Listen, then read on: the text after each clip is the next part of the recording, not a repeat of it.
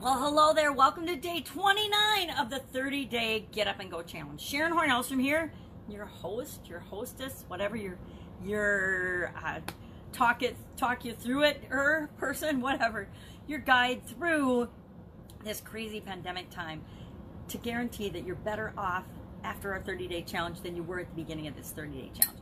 We have covered a lot, and we'll review that in a day or two and talk about the biggest things and the biggest lessons from each day. And I would love if you would share in the comments below your biggest lessons learned throughout the challenge. And you can do it today or tomorrow or the next day, or just send me a message and say, hey, this is what I learned. This is something that I hadn't even thought about, and now because of this challenge, I actually heard it and thought about it. I might have heard it 100 times before, but I didn't pay attention to it until we went through this challenge together. Now today I want to talk about a couple of things. Three actually. I want to talk about rituals, which is R, plus H, which stands for positive habits. That's one thing I want to talk about today. I also want to share with you the importance of modeling. Not only modeling and learning from other people, but being either an example or a warning. That's the second thing. And the third thing I want to chat for just a minute or so about is the importance of continuous improvement and personal development and continuing on the journey of becoming who it is that you're here to become. And we'll have a fun exercise, of course, from the Don't Sweat the Small Stuff workbook. I pulled another one out of there. Again, I rolled into that because I want us to do a little thing every day. I want you to do a little thing every day. I do a little thing every day to move me toward what I want, which would be a non-cloggy throat. Let me sneak a drink of nice hot bulletproof coffee this morning. I'm having a bulletproof coffee this morning. I love bulletproof coffee. I discovered it a couple of years ago and I stopped drinking it for a long time. Then I found it at Costco and I couldn't resist. So I grabbed myself some bulletproof coffee with just coconut oil and butter in your coffee, or ghee in your coffee. But it does seem to give you energy and it tastes delicious, better than cream even. So, positive habits and rituals. What the heck's a ritual? A ritual is, of course, a positive habit. Tony Robbins needed his own name for things a long, long time ago, so he started calling habits rituals. Basically the same thing. He used to talk about habits, and then, I don't know, he discovered the word rituals, and he thought it sounded better and more profound, so now they're rituals, right? A ritual is just something that you do religiously, or you do over and over again, or repeatedly to move you toward what it is that you want. Morning rituals, morning habits are a great example of that. We as humans need some structure, at least I do. And so one of the best things that I developed, and I've changed and tweaked mine for over 20 years now, is my morning ritual. What I do every morning to start my day, to make sure that I'm starting my day in the most positive way or in the most powerful way that I possibly can. We could do a whole training or a whole workshop on how to come up with your perfect morning ritual. One thing that I think I mentioned the other day that I've added back to my ritual is listening to my affirmations in my own voice on my phone as I'm getting ready in the morning. My son taught me that, and it is so powerful. And I just started doing that again a couple of days ago because I realized I needed a little extra boost to my morning ritual. So I added that back in. And we add things in and we take them out as we see fit. Same is true of our habits. And I'm just talking positive habits. I mean, the thing about habits and rituals is the negative ones are really easy to start and really difficult to stop. The good ones are difficult to start and super easy to stop. I have so many examples of positive habits and things I've done throughout my life, and I've done them consistently for a long, long time, and then all of a sudden I'll stop. I exercised every single day for 8+ years, and then I had an injury and I stopped, and it was really hard to get up and get going and get rolling in that habit, again, that positive ritual, because it was a habit that was hard to start. And then once I got hooked on it, I just committed to myself and did it every day. Then I had something happen, a life event like a pandemic or an accident or a health challenge or a challenge in any area of our life, and I stopped that habit. It was super easy to stop. I couldn't walk, so it was easy to stop and say, I can't walk, therefore I can't exercise, right? So then I broke my habit of exercising every day. But I'm going to encourage you, and actually our action item today, I'm going to sneak in and cheat and jump ahead, but our action item today is to share one habit that you have added, adopted, or will adopt going forward to help you through this situation, which means help you through any difficult situation, right? So pick a habit, pick a ritual, and that's what we're going to share in the comments below. But I still want to talk a little bit about modeling and the importance of learning from other people, modeling people that are doing what you want, modeling from people that have achieved what you want, learning from other people that have already done what you want is the way to gain massive speed and to cut out a lot of the mistakes that you'd have to make by trial and error and doing it on your own. Learn from other people, read their stories, read their books, get their resources, learn from them. Go on YouTube, go on Google, and you can find out how to do almost anything you would want and could imagine doing on the planet. Find the people that resonate with you, and then go follow them on social media. Follow them, go to their websites, check them out. But model people. Now, the other thing about modeling people is as you model people and as you learn, share what you're learning with other people and become the role model and the example of how you want the people that interact with you to behave. Be the role model for your family. Be the leader for your family. Show the kids, show the significant other how you want to be treated by treating them the way you want to be treated. So be a role model. Be an example. Don't be a warning.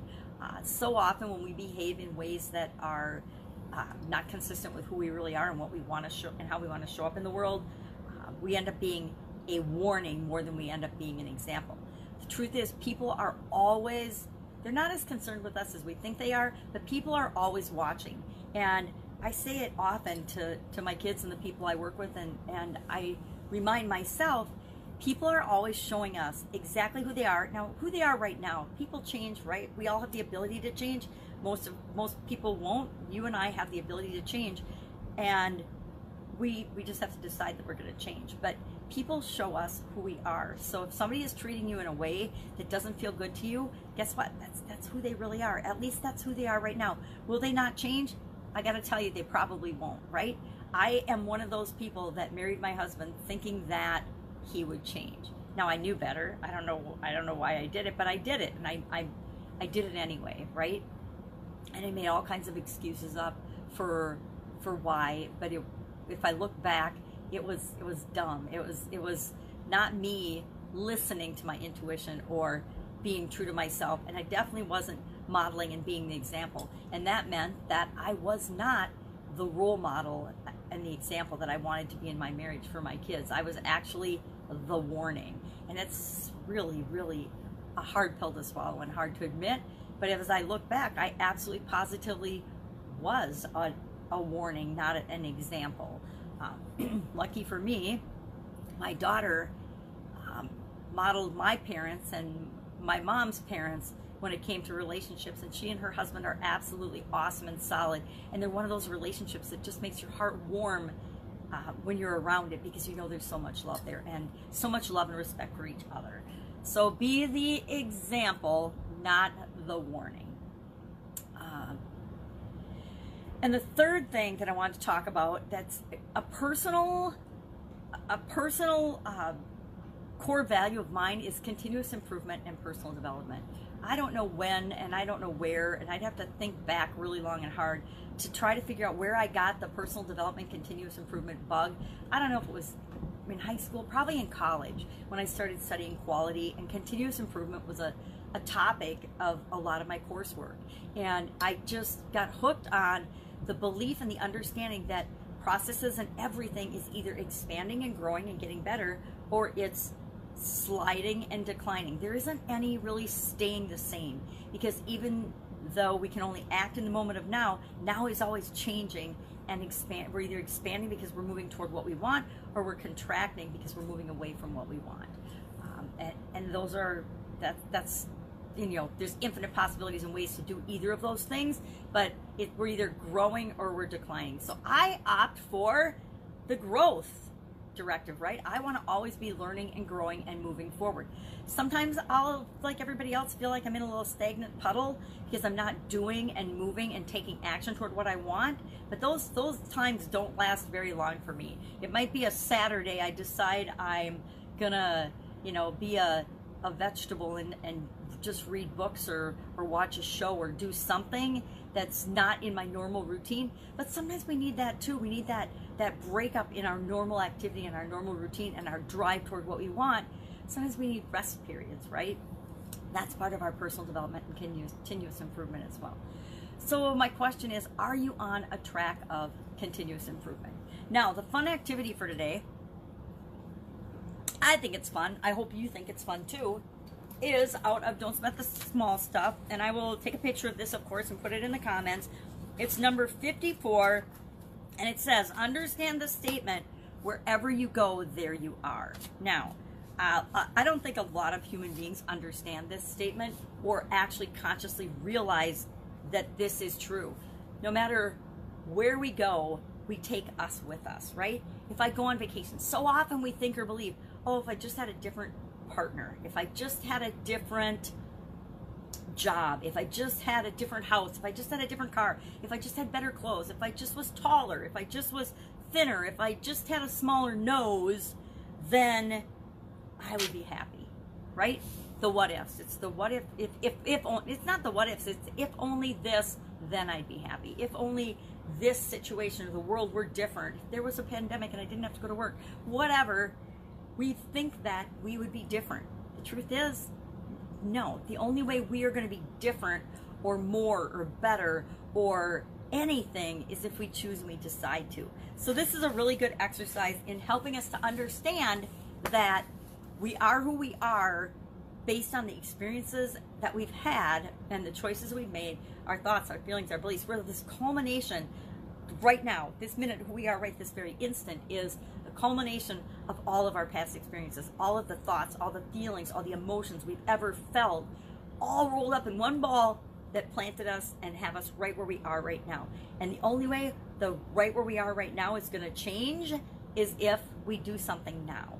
And so this is a really good exercise to understand that if we're an angry, resentful victim now, the only way that's going to change is if we make changes. Otherwise, we could win the lottery tomorrow and we're still going to be an ornery, grumpy victim of the world and our circumstances, even when we win the lottery, right? Even when something amazing and tremendous and good happens to us, we're still going to be the same person unless we choose to change.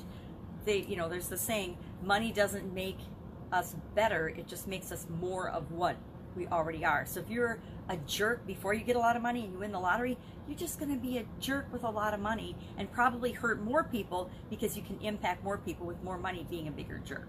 So I think this was a good exercise for today to remind us that, again, we want to be personally developing, continuously improving, and be asking ourselves, who do I want to be? Who do I want to show up in the world as? And then move toward that person all the time. So that's our exercise for today.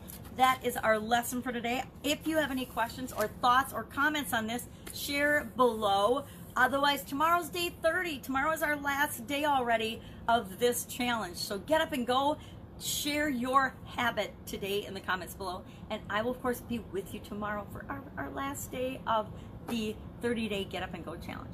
If I can help you in any way, please ask me. Otherwise, I will be with you tomorrow.